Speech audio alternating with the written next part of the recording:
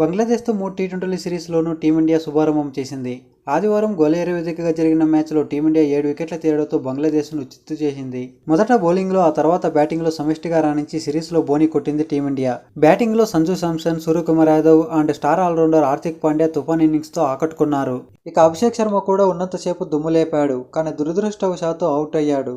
అరంగేట్ర మ్యాచ్లో మయాంక్ యాదవ్ అండ్ నితీష్ కుమార్ రెడ్డి ఆకట్టుకోగా, 3 ఏళ్ల తర్వాత జట్టులోకి వచ్చిన స్పిన్నర్ వరుణ్ చక్రవర్తితో పాటు హర్షదీప్ సింగ్ విధ్వంసం సృష్టించడంతో టీమిండియా 49 బంతులు మిగిలుండగానే విజయం సాధించింది. ఈ విజయంతో టీమిండియా టీ20లో పాకిస్తాన్ వరల్డ్ రికార్డును ఈక్వల్ చేసింది. టీ20లో ఒక ప్రత్యర్థి జట్టును ఎక్కువసార్లు ఆల్అౌట్ చేసిన జట్టుగా టీమిండియా పాకిస్తాన్తో ఈక్వల్గా నిలిచింది.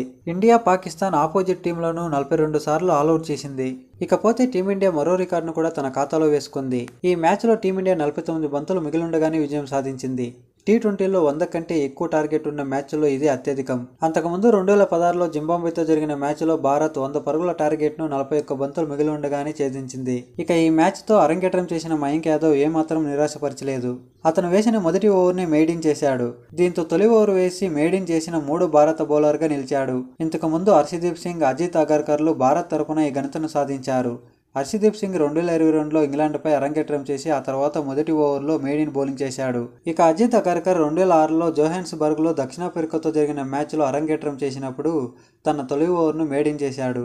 ఇక ఈ మ్యాచ్లో వరుణ్ చక్రవర్తి గురించి ప్రత్యేకంగా చెప్పుకోవాలి. టీ20 ప్రపంచ కప్ 2021 దుబాయ్లో స్కాట్లాండ్తో తన చివరి మ్యాచ్ను ఆడిన వరుణ్ చక్రవర్తి మళ్లీ తిరిగి 3 ఏళ్ల తర్వాత టీమిండియా జట్టులోకి వచ్చాడు. దీంతో 2 టీ20 మ్యాచ్ల మధ్య ఎక్కువ రోజులు గ్యాప్ తీసుకున్న ఆటగాడిగా వరుణ్ చక్రవర్తి 2వ స్థానంలో నిలిచాడు. వరుణ్ చక్రవర్తి 2021-2024 మధ్య 86 రోజుల విరామం తర్వాత టీ20 అంతర్జాతీయ మ్యాచ్ ఆడాడు. తను వచ్చిన తొలి మ్యాచ్లోనే ఈ మిస్టరీ స్పిన్నర్ వరుణ్ చక్రవర్తి 4 ఓవర్లు వేసి 31 పరుగులు ఇచ్చి 3 వికెట్లు తీసుకున్నాడు. అతని కంటే ముందు 104 రోజుల విరామం తర్వాత తిరిగి వచ్చిన ఖలీల్ అహ్మద్ నెంబర్ 1 స్థానంలో ఉన్నాడు. హార్దిక్ పాండ్యా ఈ మ్యాచ్లో తన బ్యాటింగ్ యాటిట్యూడ్తో అందరినీ మెస్మరైజ్ చేశాడు. తస్కిన్ అహ్మద్ వేసిన 12వ ఓవర్లో 3వ బంతిని హార్దిక్ పాండ్యా అప్పర్ కట్తో బ్యాక్ సైడ్ బౌండరీని కొట్టాడు. కానీ హార్దిక్ పాండ్యా బౌండరీ వెళ్ళిందా లేదా అని చూడలేదు.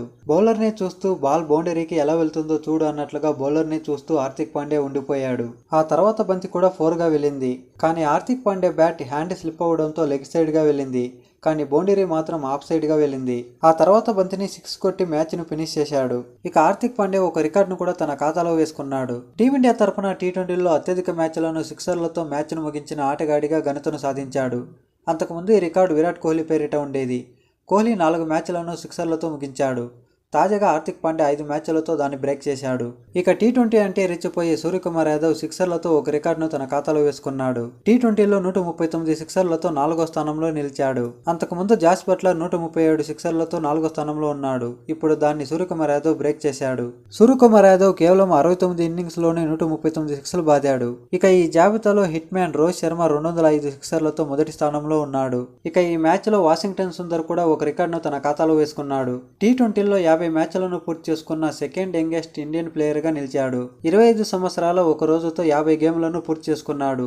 ఇతని కంటే ముందు రిషబ్ పంత్ 24 సంవత్సరాల 279 రోజులతో ఉన్నాడు.